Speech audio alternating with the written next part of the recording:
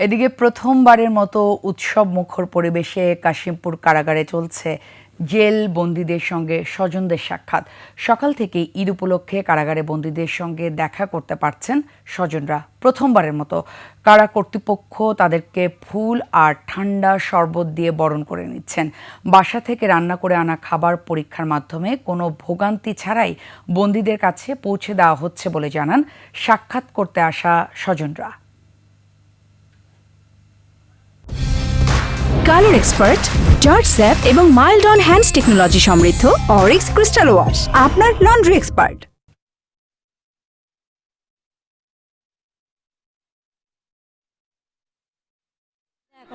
দেখা করছি এখন যাইতাছি। ভোগান্তিতে তো হইবই, এখন ঈদের সময় দাম লোক বেশি, প্রচুর বেশি, সবাই তো দেখা করতে আসছে। আমাদের কারা মহাপরিদর্শক মহোদয় চেয়েছিল যে একটু ব্যতিক্রম কিছু করার জন্য, যেমন ওনার ধারণা এবং থেকেই হয়তো এই জিনিসটা আমাদেরকে নির্দেশনা দিয়েছেন যে বন্দির আত্মীয় স্বজন যারা আসবে তারা যাতে হাইলি স্যাটিসফাইড হয়ে আমাদের ক্যাম্পাস থেকে যেতে পারেন।